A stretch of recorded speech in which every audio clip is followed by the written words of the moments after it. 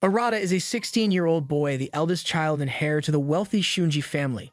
He lives with his five beautiful sisters and spends most of his time surrounded by girls.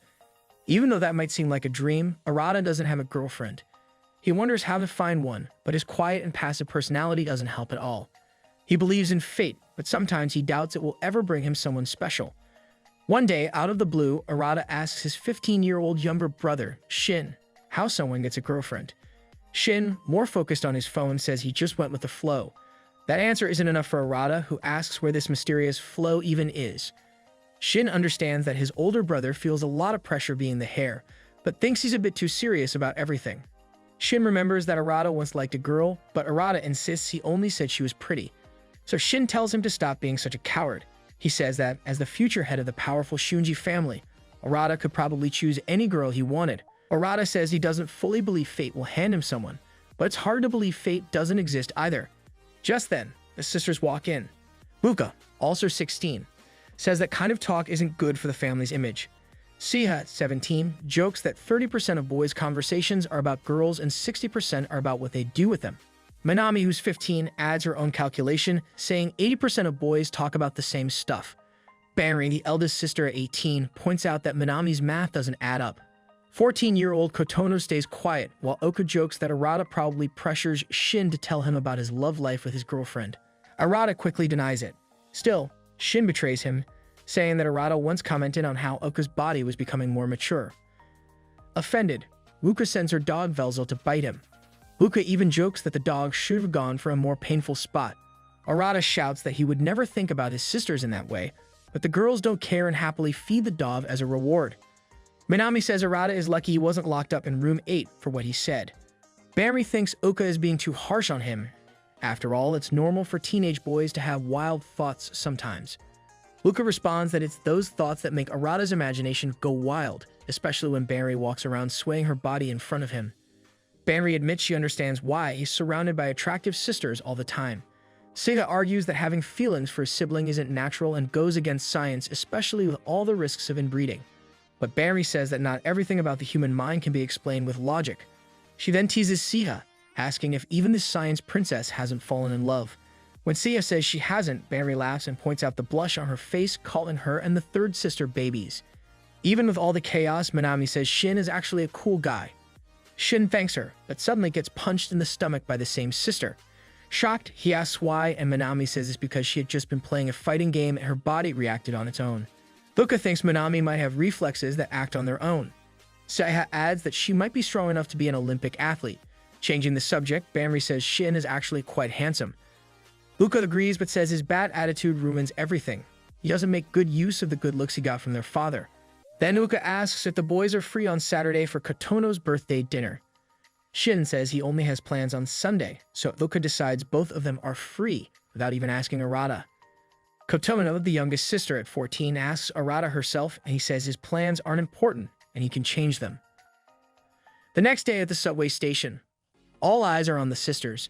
The 5 Shunji girls are well known for their beauty, each with her own fan club. They're treated like local celebrities.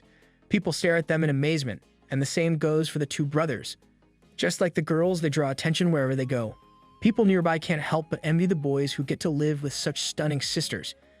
At school, Arata sighed, finding it funny that people envy him for living with his 5 sisters. If they knew what the girls were really like, they wouldn't think that way at all. Shin, always a bit philosophical, said that people usually only see what's on the surface. Arata agreed, saying the girls were like the ruling party in their house, while the boys were the powerless opposition. The girls could hit them, but if the boys tried anything, they'd be in trouble. Even her father always took the sister's side. Shin remembered being bullied as a kid, but since he lives with 5 beautiful girls, outsiders still imagine his life is like a romantic comedy. In reality, each sister had her own strong presence. Banri, the oldest at 18, was already in college and training to become a nurse. Her kind and calm nature made her very popular. Siha, 17, was in her final year of high school and the president of the science club. She was the top student in the whole school, and even though she was cold and distant, that made her even more admired by some. Ruka, the third sister, was in her second year of high school. She was both smart and athletic, one of the top runners and swimmers, and highly respected. Minami, who had just started high school, was a tennis prodigy who won the elementary school championships 3 years in a row. People even said she could be an Olympian someday. Her tomboy style made her popular with both boys and girls. Finally, Kotono, the youngest, was still in elementary school. Her gentle and innocent personality made everyone around her want to protect her. She had many devoted fans and was considered the sweetheart of the family. After hearing this whole summary, Arata reminded Shin that he only saw the girls as family, nothing more. But Shin asked about Kotono, which caught Arata off guard. Arata said again that they were siblings, and even if she once said she liked him, it didn't change that fact. Then through a nearby window, he spotted the girl he actually had feelings for. Shin pointed out that people might envy Arata's life, but they didn't understand how his past made him passive when it came to girls. That night back at home, Arata looked up the profile of the girl he liked, Yokoyama. He thought about sending her a message but hesitated, feeling like he needed a good reason to do it. He remembered Shin calling him too passive, so he shook his head, trying to snap out of it. Just then, Uka knocked on his door. Since they were both 16 and in the same grade, she wanted to borrow his notebook to check some notes. She noticed how neatly he organized his schoolwork and commented that having a twin was useful sometimes. But Arata couldn't help noticing how like her outfit was and asked about it. Uka was annoyed. She didn't think she'd have to worry about that inside the house, especially since they used to bathe together when they were little. Uka then brought up the rumor that Arata liked someone and wanted to know who it was. Shin had only told her part of the story. She insisted that, as twins, they should share everything. But Arata reminded her they were fraternal twins, not the same as identical ones, which made her even more annoyed. Finally, he admitted he thought Yokoyama was attractive. Uka got excited and said she and Oka were on the same committee at school. She could introduce them. She grabbed her phone, ready to help, but Arata asked her to slow down. He didn't want her interfering too much. Uka insisted it was her duty to help, especially since he was the future head of the family. But Arata said he wanted to handle things on his own. Frustrated, Uka shut the notebook, stormed out, and slammed the door. Before leaving, she said he'd never find a decent bride that way. That evening, Kotono was alone in her room, staring at a photo of all the siblings together. Her eyes filled with tears as she focused on her older brother, Arata. The next day, Arata was already fed up with school. On his way home, he wondered about his life if he weren't part of the Shunji family. As he walked, he saw Yokoyama talking to another guy. They had planned to meet there, but it didn't bother him after all. Fate had already decided everything for him. Fate decided his number of sisters, the wife he would marry, and everything else about his life. Nothing could change it. That evening, Arata was preparing for dinner. It was almost 7 p.m., and he could hear his sister Uka descending the stairs wearing a beautiful dress. Arata thought about how fate determined everything in his life, from who he would meet to the life he would lead from beginning to end. As he was reflecting, a loud argument between Oka and Minami interrupted his thoughts. Uka was angry because Minami lost one of the AirPods she had borrowed. Minami raised her voice, reminding Oka that she had also lost their mother's brooch earlier that day. Shin tried to calm things down, but only got worse. Both sisters claimed they didn't want to be sisters anymore. Arata raised his voice to stop the argument, reminding them they were all family. Uka didn't want to listen, but Seiha asked everyone to hold off as their father was coming home. Soon their father arrived and sat down at the table. Uka raised a toast to celebrate Kotono's birthday, but their father interrupted. He said he had something important to tell them, something he had planned to say when Kotono turned 15. But before anything else, he assured everyone that nothing would change his love for all his children. Then he dropped a bombshell. None of the children were actually his biological kids. Arata stood up, shocked, asking what he meant. Their father explained that all of them were adopted, and he had promised their mother, Chihiro, that he would tell them when Kotono turned 15. He revealed that Minami and Shin were the only real siblings, and Arata and Oka weren't even twins. This revelation stunned Arata and Oka, who looked at each other in disbelief. The father said he would answer any questions they had, but since it was Kotono's birthday, he wanted to keep the evening joyful. The maid, Yamaguchi, was called to bring appetizers, but the mood was already ruined. The dinner felt awkward, and everyone sat in silence, reflecting on how everything they had believed about their family was a lie. After the meal, Banri, the eldest, dismissed the maid and gathered the siblings to talk privately. Everyone sat down with some tea, but no one could really eat. Minami was the only one who ate, as food was the one thing that made sense to her. Banri said that even though they weren't biologically related, they would always be siblings to her. She assured them that their bond was more than just blood. Everyone agreed, but Kotono looked sad, though she tried to hide it. Later that night, Arata lay in bed, still shocked by the news. But Banri's words helped him feel better. What mattered most was that they had always been together. As he reflected on this, he couldn't help but think about Yokoyama with that boy. He decided to take a shower to clear his mind. In the bathroom, he noticed a bra in the laundry basket and realized why people might think their home was like a romantic comedy. Despite everything, he believed their father had kept the truth hidden until they were mature enough to handle it. And even though nothing would change the facts, his life would continue the same, surrounded by his beautiful sisters.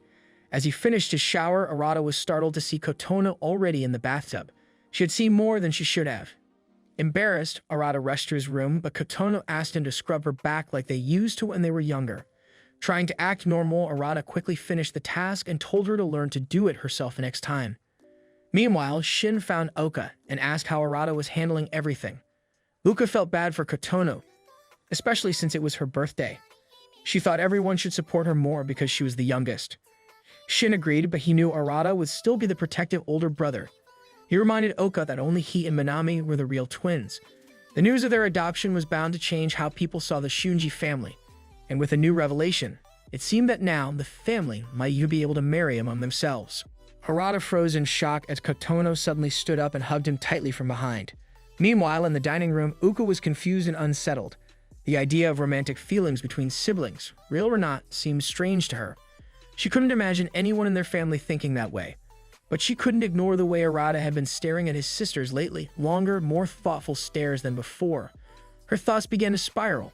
She remembered the time she had seen Arata on top of Kotono. She never really understood what had happened then, only what it looked like. Now curious, she asked Shin to explain. Shin was hesitant at first, unsure if he should say anything. But when he saw how serious Uka looked, he finally gave in. He told her that Kotono had confessed her feelings to Arata that day. What Uka saw was the moment after she tried to hug him and he, surprised, tried to stop her, causing them both to fall. Uka rubbed her temples, finding it hard to believe, but knowing Kotono, it made sense. Kotono was always dramatic and emotional. It was worrying. Now that she knew they weren't related by blood, there was a real chance Kotono might keep trying to pursue Arata. Back in the bathroom, Kotono held Arata tightly and tried to confess her feelings again. Her voice shook as she explained how she felt. She didn't understand why he kept rejecting her. If they weren't truly siblings, why couldn't it work? She was scared people would think she was weird, but her love felt too strong to hide. Arata gently turned to face her. He told her she wasn't a bad person, but might be confusing her feelings, especially at her age. Puberty could make emotions feel more intense than they really were. Even though they weren't related by blood, they were still raised as family. He felt it was his job to protect her, not to return her feelings.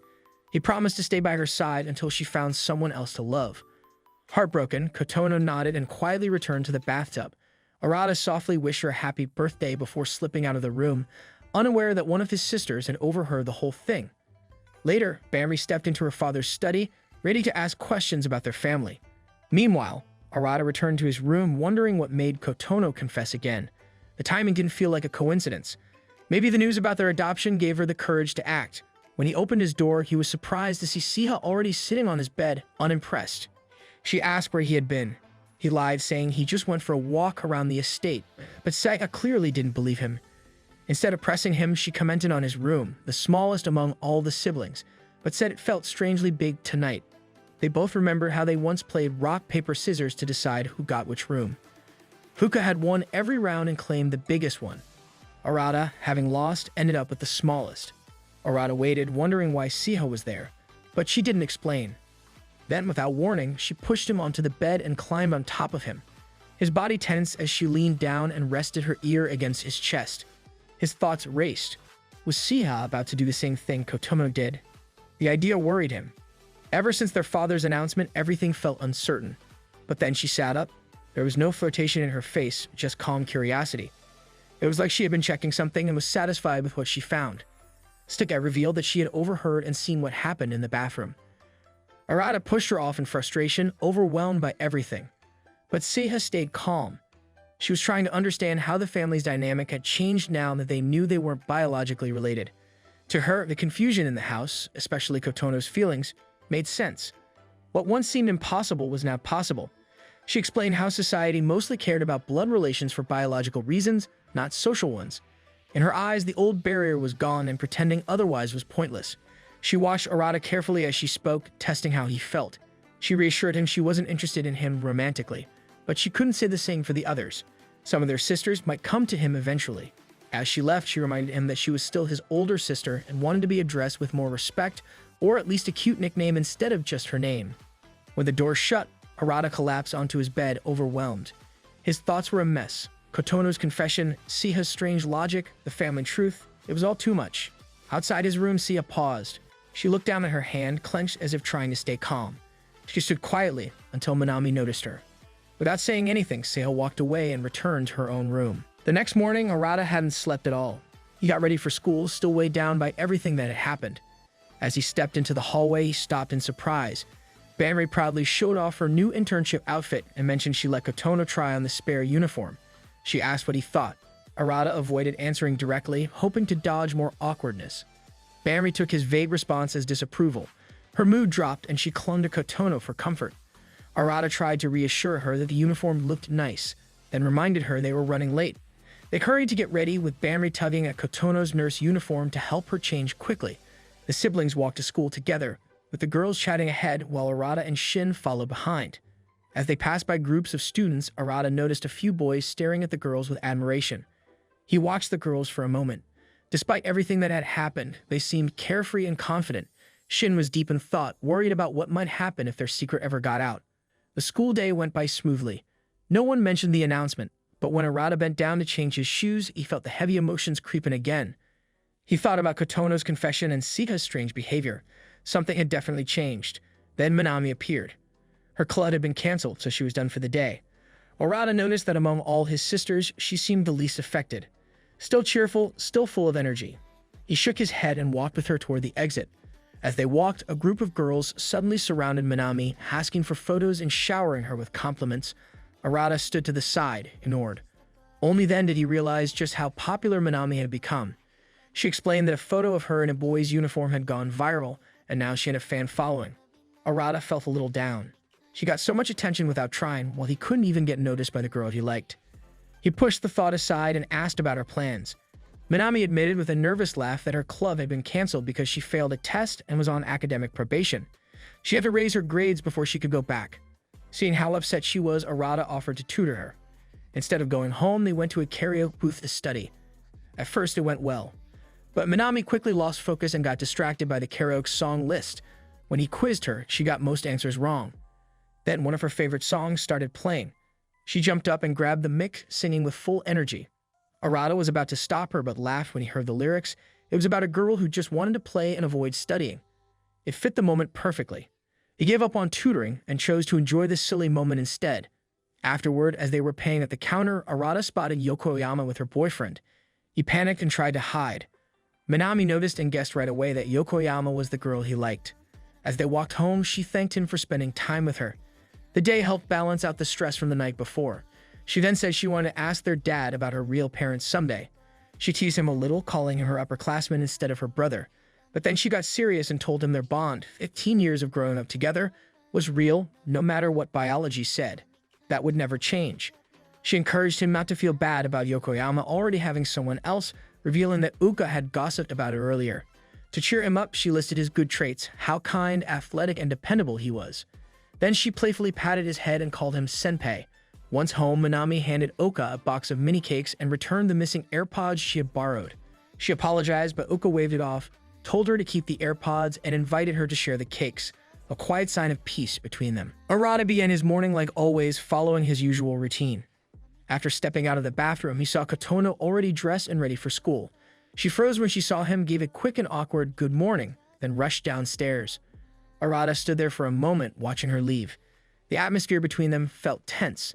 He wondered if Kotono had accepted what he said to her in the bathroom a few nights ago. Maybe she understood that even though they weren't related by blood, their relationship shouldn't change. Or maybe she was just avoiding him. Either way, it made him uneasy. Before he could think more, Seiya came around the corner and caught him staring into space. She asked if teenage boys always daydream that much.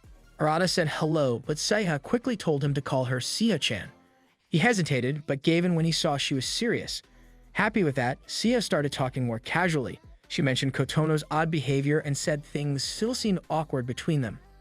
Arata didn't get a chance to reply because Minami appeared, cheerful as ever, calling him senpai. Seiya raised an eyebrow and questioned the nickname, saying it's usually used for mature and respectable people. Arata sighed as both girls went downstairs, wondering why his mornings were always so crazy. Later at school, Arata spotted Yokoyama at her locker, chatting and laughing with a friend. As she walked away, he found himself watching her. Then Uka showed up behind him and started teasing him. She told him he should confess to Yokoyama, but Arata quickly said no, Yokoyama already had a boyfriend. Luka was surprised and said she hadn't heard that. She then walked off to her group of friends who got excited when she brought up the upcoming sea park trip for Kotono's birthday. Arata watched Auka from a distance and thought about how easily she fit in with others. She was always the center of attention, and he almost admired that. Part of him wanted to tell everyone how bratty she could be, but he knew that would only backfire. Some of Uka's friends noticed Arata and said he looked different from Shin, but was still handsome. A few even whispered they wouldn't mind dating him. Luka, embarrassed, tried to talk about his bad habits but ended up saying good things by accident. Realizing this, she blushed and hurried her friends away, muttering that it was too hot in the hallway. Finally, the weekend came and the whole family went to the sea park. Luka was excited and looked around with wide eyes. When the mascot walked by, she and Minami rushed over to play. Soon, Minami said she was hungry, so Banri and Arata offered to get food. When they came back carrying trays full of snacks, they found their siblings were gone. They sat on a nearby bench while Arata tried calling each sibling, but no one answered. Banri shrugged and said they should enjoy the park on their own. A date, she joked.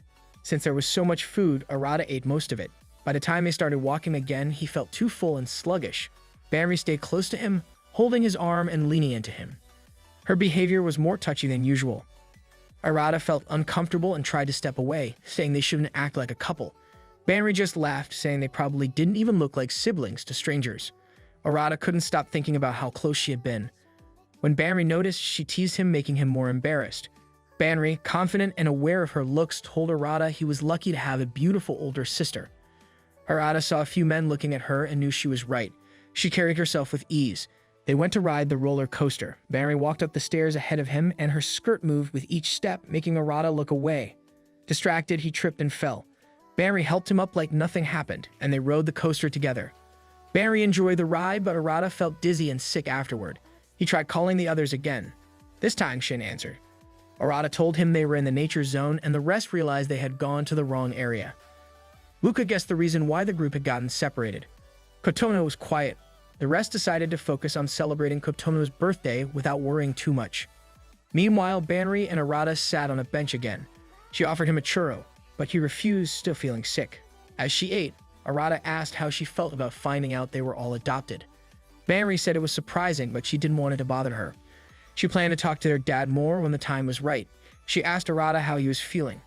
He didn't mention Kotono or Sia, but admitted the news made him feel strange. He was afraid things between the siblings would change in weird ways. Seeing that he was troubled, Banri patted his head gently. It reminded her of when he used to cry and run to her for comfort. Arata pushed her hand away, embarrassed. Banri told him not to worry. She would always care about him. To her, they were family no matter what. Just then, a little girl tripped nearby and spilled 2 drinks. Arata stepped in front of Banri and got soaked. The girl apologized, and Arata smiled at her kindly. Banri looked at his wet clothes and sighed. Arata quietly said that from now on he would protect her too, because that's what little brothers do. The girl and her mom thanked them and walked off. Soon, the rest of the siblings found them. They stopped, surprised to see Arata dripping wet, but no one asked about it. They all walked to the next attraction together. As night came, the park lit up. Luka pretended to be a princess and Minami acted as her prince. Arata needed to use the bathroom, so Shin and Kotono went with him. With them gone, Sia took the chance to talk. She told Banri, Luka, and Minami what she saw between Arata and Kotono a few nights ago. They were shocked. Sia reassured them. Arata rejected Kotono. She had even tested him herself to be sure. Luka was surprised by Sia's method, but Sia said it had to be done. They agreed not to confront Kotono. Luka then revealed that Kotono had confessed to Arata once before in the game room. Banri was worried but hoped Kotono would move on. Sia wasn't sure, thinking Kotono's feelings might grow now that she knew they weren't really related. Banri told them she had spoken with their father. Just then, Arata, Shin, and Kotono came back. The others acted like they had just been choosing the next ride. As the night ended, they visited the souvenir shop. Minami and Sia ran off to grab a stuffed mascot. Arata stood near the entrance and suddenly saw someone who looked like Yokoyama. He froze. Luka came to stand beside him and they walked together. She made a joke about his boring hobbies and added, "Now that we're not really twins." Arata quickly said it didn't matter. He would always see her as his twin. Luka said he would have to face the truth eventually, but admitted it was fun pretending. They had always been in sync, even during simple games such as rock, paper, scissors. Then Oka suddenly looked at him seriously and said it quietly. She liked him. The day before their amusement park trip, Arata told Shin he felt confused about how to act around his sisters after what happened with Kotono. Shin reminded him they weren't blood-related, so feelings wouldn't be wrong. Shin also mentioned he told Oka about the Kotono situation. Arata was worried, but Shin said Oka admired how he handled it and even joked that his life felt like a rom-com. Back to the present. Out of nowhere, Oka said she liked him. Arata froze, but she quickly explained it was just a thank you, not a love confession. Arata was relieved and teased her. Uka joked back but walked off embarrassed, hiding her true feelings. The next morning, Arata trained to clear his head. Minami joined him and smiled at his dedication. As she watched, she remembered overhearing Uka tell Arata she loved him at the park. She wanted to ask about it but chickened out. Later, she asked if something happened with Oka, but Arata thought she meant a fight and said things were fine. Minami left disappointed, wishing she'd been clearer. Later, Arata accidentally walked in on Siha changing. She laughed it off and said it was like a rom-com. He noticed her mother's ring near the sink. Siha said it was hers now. Arata felt comforted that she hadn't changed even after learning they weren't blood siblings. That afternoon, Banri visited Arata's room and teased him. Then she casually asked him out on a date. They went shopping for a phone and Banri joked about booking a hotel, making Arata panic. She laughed it off, saying it was just a joke. Afterward, they shared ice cream and laughed about old memories. Banri asked how he was doing, and though Arata brushed it off, he appreciated her support. Back home, Kotono saw a photo of Arata and Banri eating ice cream. She smiled, then looked sad and saved the picture without replying. Banri saw the message had been read but got no response from Kotono. That made her change her mind about staying out longer, and she told Arata they should head home. Arata noticed something was off but didn't say anything. As they walked, he looked at her necklace, another one of their mother's keepsakes. He told her she should be with her boyfriend instead of wasting time with him. Banri just smiled, ruffled his hair, and walked ahead. Later, Banri called Minami to say she had tried to figure out Arata's feelings, but it seemed like he still saw them all as just siblings. Minami was in the bath and wasn't so sure. She still remembered hearing Uka say she loved Arata. Trying to convince herself she was wrong, she sent Banri a text saying she must have misheard, but by mistake, she sent it to the whole sister group chat. She quickly deleted the message and hoped no one saw it. Just then, Uka came in, annoyed that Minami was taking so long. She saw Minami's nervous face but didn't ask anything. Minami quietly sighed, thinking everything was okay. But across the hall, Kotono sat alone, holding her phone. She had read the message before it was deleted. During a regular family dinner, the mood at the table is light and filled with small talk and the sound of clinking dishes. But Arata keeps glancing at Siha. She eats quietly, her face hard to read but clearly distant. While it's normal for Siha to be quiet, tonight something feels off. Arata remembers seeing the same look on her face the other day at the train station. After dinner, while everyone else leaves, Arata finds Siha alone in the common room, sitting with her usual calm grace. He walks past her, thinking he should leave her alone, but his curiosity wins. He turns back and gently asks if something is bothering her. To his surprise, Siha looks up. Her face softens a bit. Instead of giving a direct answer, she asks if he wants to play Twister. As she sets up the mat and brings out the spinner, she starts explaining her reason. She tells him that when she was in his room the other night, she felt something strange. With entrance exams coming up, she doesn't like feeling unsure. She wants to play Twister to test a theory. Arata is confused and a bit shocked. He wonders what she really means. But Siha stays calm and tells him there's nothing inappropriate about it.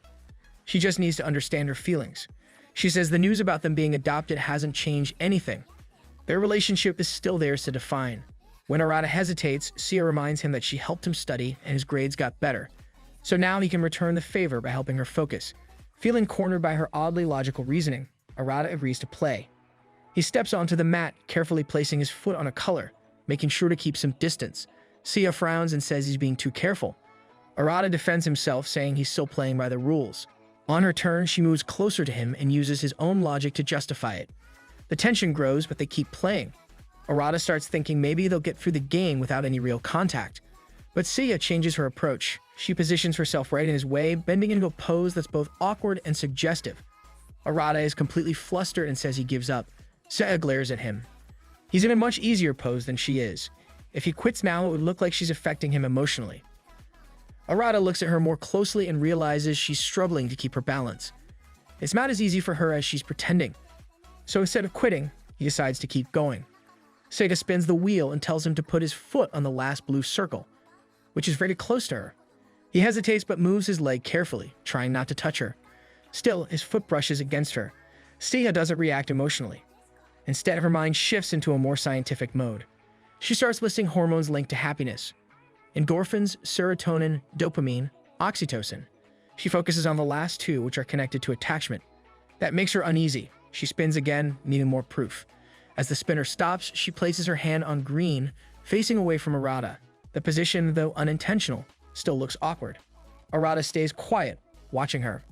Her words are becoming more personal, and he realizes she's trying to explain a way for them to be close without it being wrong. The pressure builds inside Arata.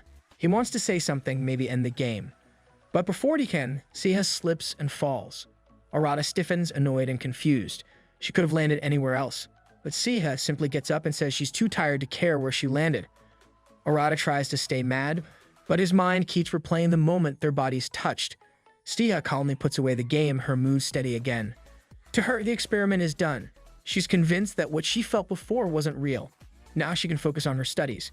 Before leaving, she thanks Arata quietly. He stays frozen, staring at the empty space she left behind. He doesn't understand what just happened. He sighs in frustration and lets out a loud scream into the room. Suddenly, Buka walks in, surprising him. She asks if Siha is around, and Arata quickly says no. Buka doesn't seem bothered and asks if he wants to hang out. With nothing else to do, Arata agrees. They head to the gaming room where Arata carries snacks. He remembers how Oka used to tackle him every time she lost at games when they were younger. But what's been on his mind more lately is that time he thought she confessed to him. Things have felt strange ever since. When he enters the room, Uka is already on the couch, ready to play. Arata is surprised. She was never good at video games. But today, she looks serious. She tells him to hurry up, and once they start, Arata loses 5 times in a row. Luca smiles proudly after every win. For a while, Arata relaxes, thinking maybe this really is just about fun. She looks genuinely happy. He watches her closely. Luca had always worked hard, and now people were starting to notice in school and sports. Some of his classmates even said they liked her, which doesn't surprise him as much as it used to. As they play, Luca gets so into the game that she leans against his legs. When she wins again, she jokes about how rusty he's gotten. Arata smiles, thinking she really is cute. He starts trying harder and eventually begins winning. As her losing streak continues, Uka says she's taking a bathroom break. But instead of leaving, she sneaks up behind him and puts him in a playful chokehold. The move's clumsy, and their bodies press together as they wrestle. Annoyed, Arata flips them, ending up on top. They both freeze. Uka stares up at him surprised. Arata stays still, trying to act normal. He reminds himself she started it. But the moment still makes him nervous. He tells her not to be so rough.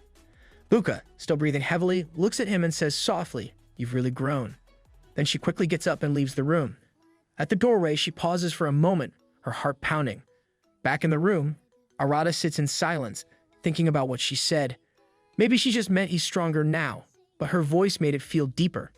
Tired, he decides to end the night. What he doesn't know is that the cabinet door in the room slowly opens. Inside, Kotono had been hiding the whole time. She saw everything. The next day goes by like normal. School, clubs, homework. That evening, Arata talks with his father, Kaname. They talk about the family, and Kaname asks if Arata likes someone. Arata says everyone's acting more lively than usual, probably because the adoption news is still fresh. Elsewhere in the house, the girls are watching a romance drama. It ends on a cliffhanger, and they all groan. The mood shifts to playful talk about dream love confessions. Luca and Siha share their high standards. Manami tells Kotono she's too young to worry about love. Banri jokes that girls who act like they don't care usually fall the hardest. They all agree that what really matters is who confesses, not how. After the older girls leave, Kotono stays behind, thinking deeply. Suddenly, she says she's in love with Arata. The room goes silent. Banri tries to laugh it off, but Kotono stands by her words.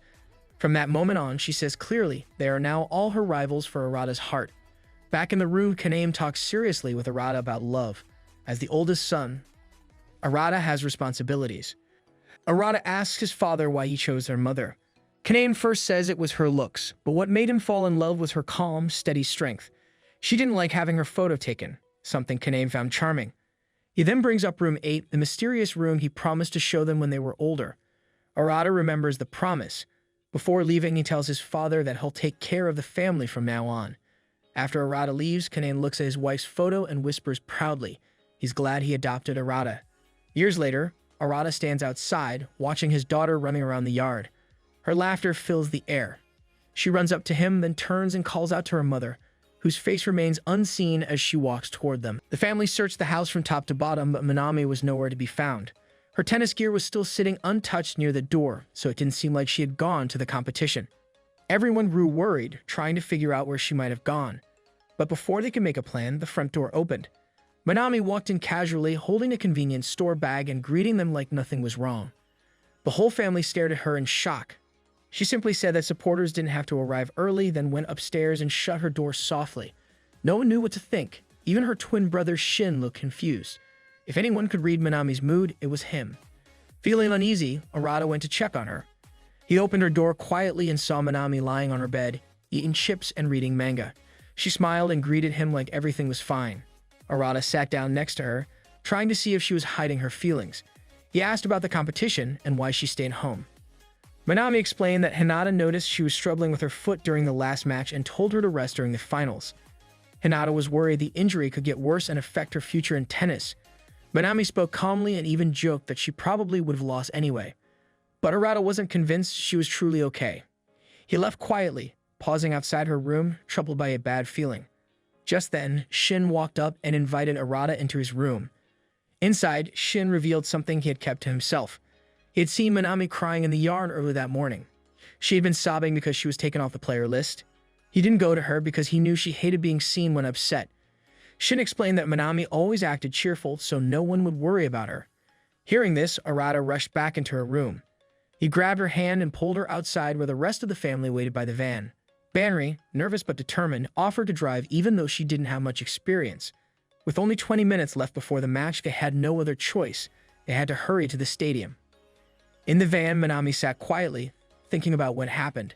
She remembered her conversation with the coach. Hinata had gently asked her to rest and think about her future.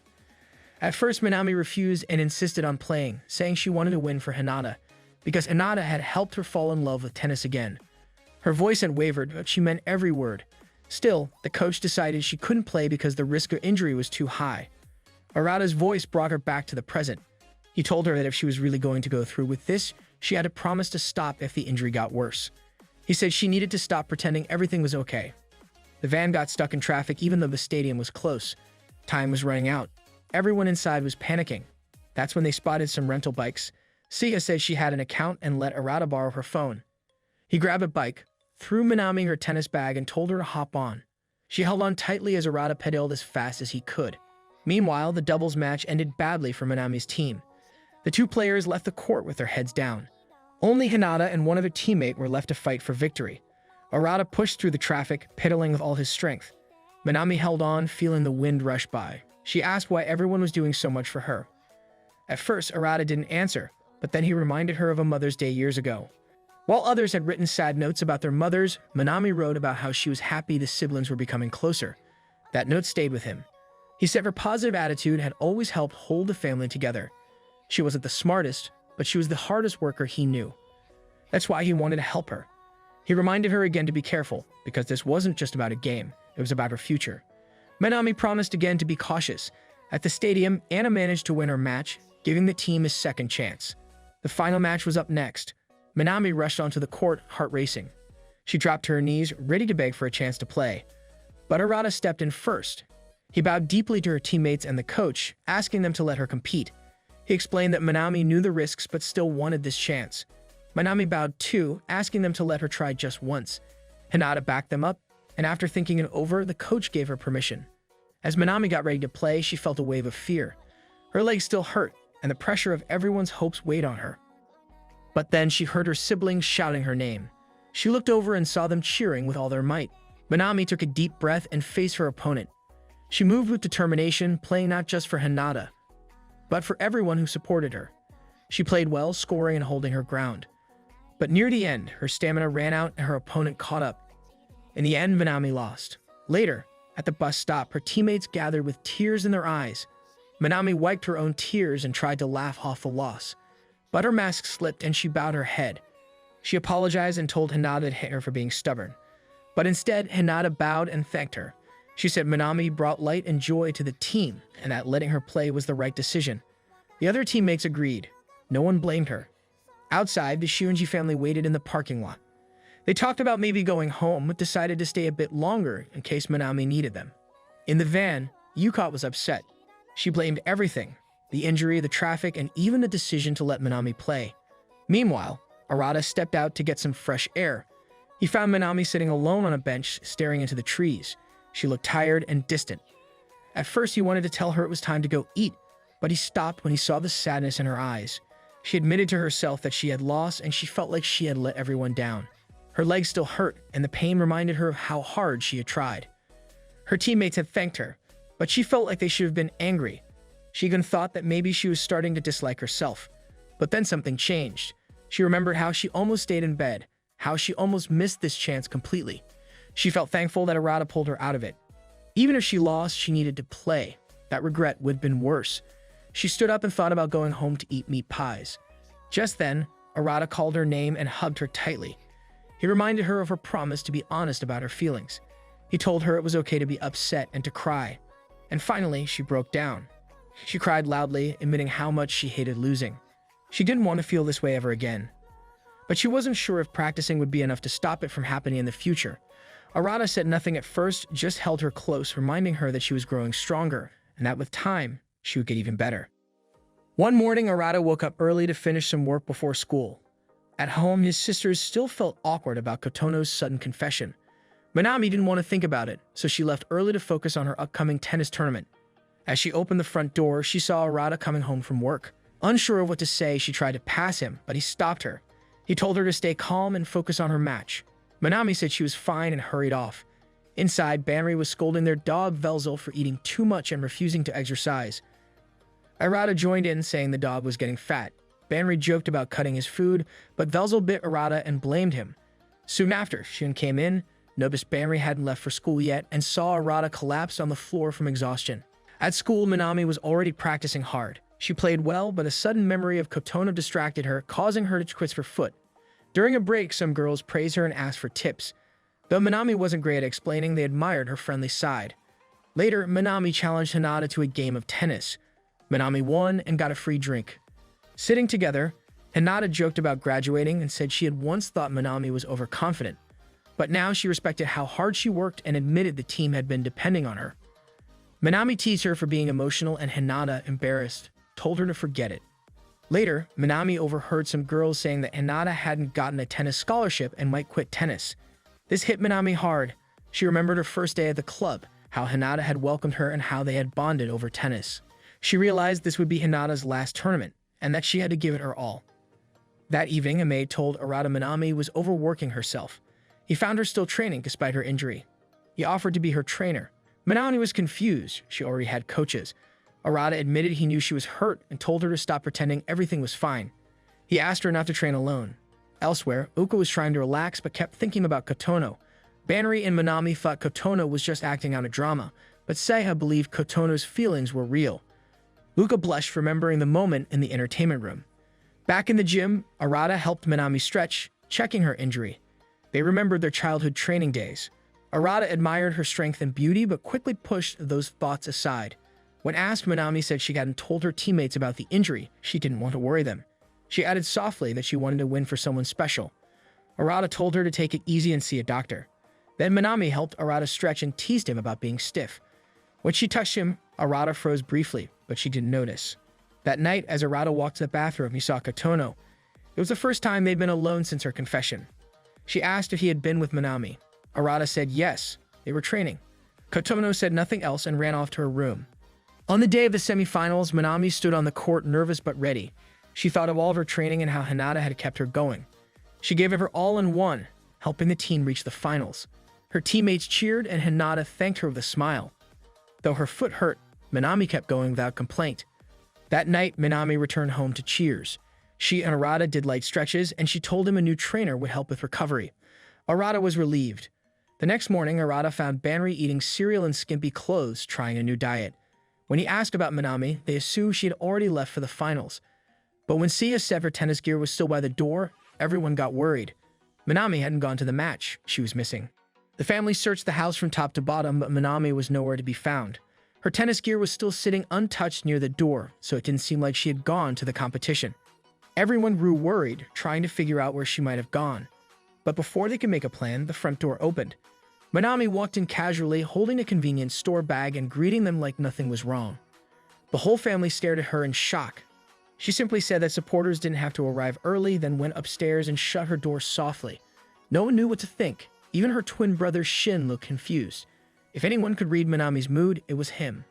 Feeling uneasy, Arata went to check on her. He opened her door quietly and saw Manami lying on her bed, eating chips and reading manga. She smiled and greeted him like everything was fine. Arata sat down next to her, trying to see if she was hiding her feelings. He asked about the competition and why she stayed home. Manami explained that Hinata noticed she was struggling with her foot during the last match and told her to rest during the finals. Hinata was worried the injury could get worse and affect her future in tennis. Manami spoke calmly and even joked that she probably would have lost anyway. But Arata wasn't convinced she was truly okay. He left quietly, pausing outside her room, troubled by a bad feeling. Just then, Shin walked up and invited Arata into his room. Inside, Shin revealed something he had kept to himself. He had seen Manami crying in the yard early that morning. She had been sobbing because she was taken off the player list. He didn't go to her because he knew she hated being seen when upset. Shin explained that Manami always acted cheerful so no one would worry about her. Hearing this, Arata rushed back into her room. He grabbed her hand and pulled her outside where the rest of the family waited by the van. Banri, nervous but determined, offered to drive even though she didn't have much experience. With only 20 minutes left before the match, they had no other choice. They had to hurry to the stadium. In the van, Manami sat quietly, thinking about what happened. She remembered her conversation with the coach. Hinata had gently asked her to rest and think about her future.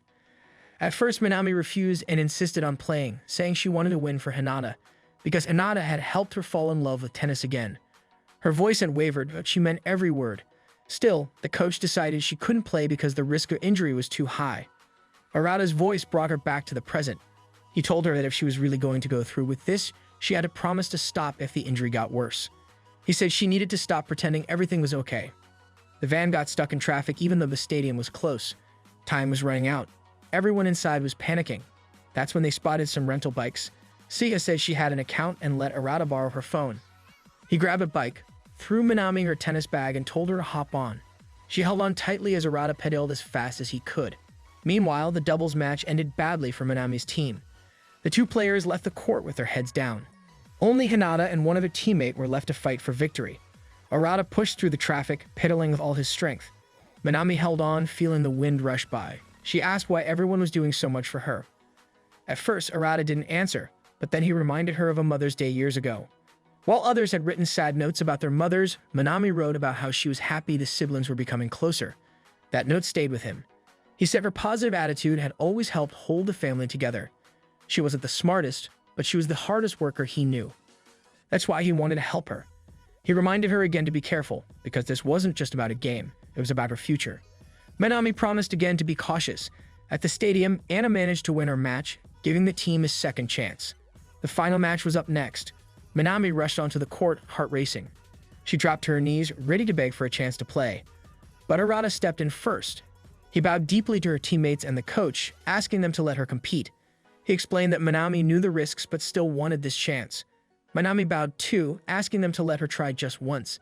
Hinata backed them up, and after thinking it over, the coach gave her permission. As Manami got ready to play, she felt a wave of fear. Her legs still hurt, and the pressure of everyone's hopes weighed on her. But then she heard her siblings shouting her name. She looked over and saw them cheering with all their might. Manami took a deep breath and faced her opponent.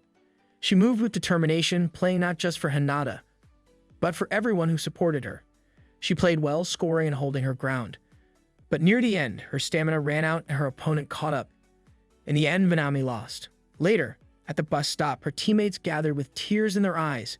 Manami wiped her own tears and tried to laugh off the loss. But her mask slipped and she bowed her head. She apologized and told Hinata to hit her for being stubborn. But instead, Hinata bowed and thanked her. She said Manami brought light and joy to the team and that letting her play was the right decision. The other teammates agreed. No one blamed her. Outside, the Shunji family waited in the parking lot. They talked about maybe going home, but decided to stay a bit longer in case Manami needed them. In the van, Yukot was upset. She blamed everything, the injury, the traffic, and even the decision to let Manami play. Meanwhile, Arata stepped out to get some fresh air. He found Manami sitting alone on a bench, staring into the trees. She looked tired and distant. At first, he wanted to tell her it was time to go eat, but he stopped when he saw the sadness in her eyes. She admitted to herself that she had lost, and she felt like she had let everyone down. Her legs still hurt, and the pain reminded her of how hard she had tried. Her teammates had thanked her, but she felt like they should have been angry. She even thought that maybe she was starting to dislike herself. But then something changed. She remembered how she almost stayed in bed, how she almost missed this chance completely. She felt thankful that Arata pulled her out of it. Even if she lost, she needed to play. That regret would have been worse. She stood up and thought about going home to eat meat pies. Just then, Arata called her name and hugged her tightly. He reminded her of her promise to be honest about her feelings. He told her it was okay to be upset and to cry. And finally, she broke down. She cried loudly, admitting how much she hated losing. She didn't want to feel this way ever again. But she wasn't sure if practicing would be enough to stop it from happening in the future. Arata said nothing at first, just held her close, reminding her that she was growing stronger, and that with time, she would get even better. One evening, while taking a shower, Minami can't stop thinking about the moment when Arata bowed to her teammates, asking them to let her play. Now that time has passed, the memory weighs even more heavily on her. She also remembers how he found her after the game, held her while she cried, and stayed by her side until she had no tears left. It was the most vulnerable she had ever felt, but Arata didn't judge her. That kindness is hard to forget. In the living room, the rest of the household is relaxing after the day, but Oka is still upset. Even though the competition ended days ago, the loss still lingers in her like a shadow. She vents again, calling the result unfair. Arata, sitting nearby, tells her that the score doesn't matter anymore. What truly matters is how Minami felt about playing. But his calm reasoning only frustrates Oka more. When Minami walks in, Oka quickly approaches her, trying to convince her that she actually won the match. But Minami quietly replies that it doesn't matter to her anymore. She doesn't think the results define anything. Uka bristles at this, not satisfied with the answer. Minami explains that mistakes happen in every match, and she's just thankful her injury didn't get worse. Being able to play at all was enough. The rest of the household starts teasing Oka for being so dramatic. Minami then sits beside Arata. He gently asks if the bath warmed her up since the nights have been getting cold. His concern surprises her, and her face reddens slightly. She wasn't expecting such warmth from him. Still worked up, Uka insists on proving that Minami's shot had been in bounds. She grabs Velzel's ball and begins reenacting the scene. Velzel, thinking it's a game, gets excited and prepares to jump. In her frustration, Uka ends up flinging the ball toward Minami. Arata reacts immediately. He catches the ball before it can hit Minami and steadies her just in case. The contact leaves Minami momentarily stunned.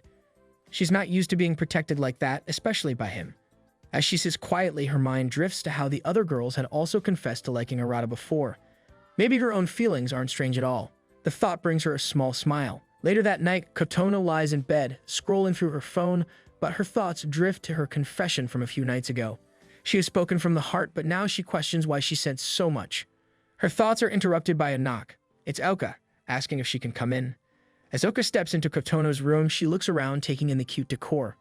Kotono, still puzzled, asks what's on her mind. Uka brings up her earlier declaration, when she said all the girls were her rivals for Arata. She explains that she wants to better understand Kotono and doesn't want her to feel cornered. Kotono listens for a moment, then speaks softly. She says she already knows Oka has feelings for Arata. Minami once accidentally shared a message revealing Oka's confession. Kotono also admits that she saw what happened between Oka and Arata in the game room. Uka freezes, her face turning red.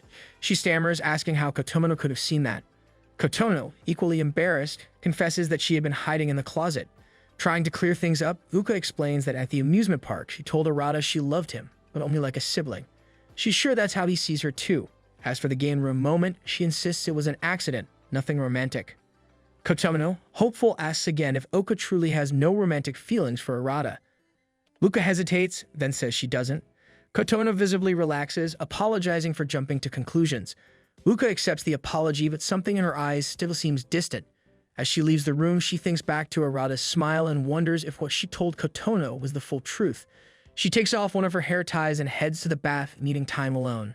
A few days later, Banri is desperate to visit her college at night but can't find anyone to go with her.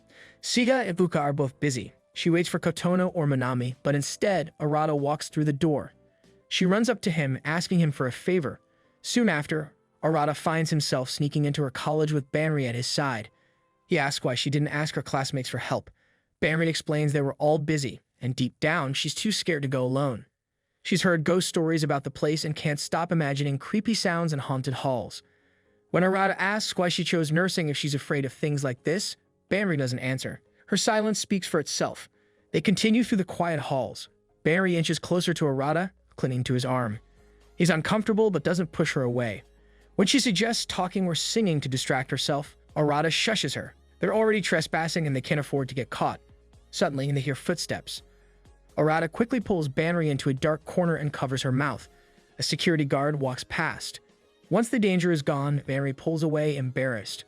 Arata, still in place, realizes just how much Banri has changed since they were kids. At last, they reach her clubroom. Banri heads straight to a shelf and picks up a small, unfinished cat plush. She had come all this way for it. It's a gift for a child in the hospital's pediatric ward.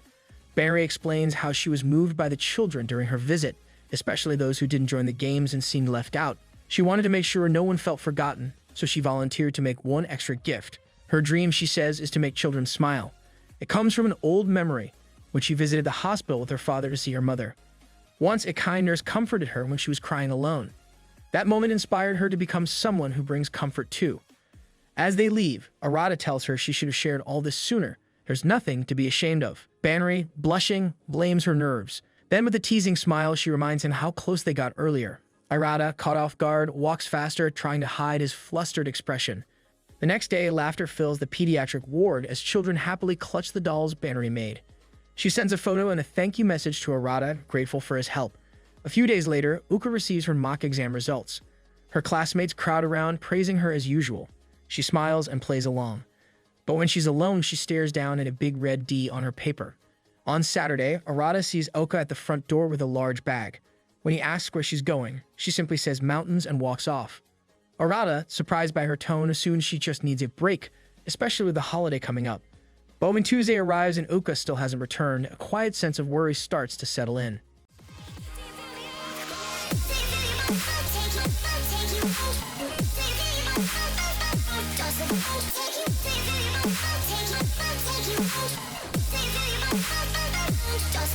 Take you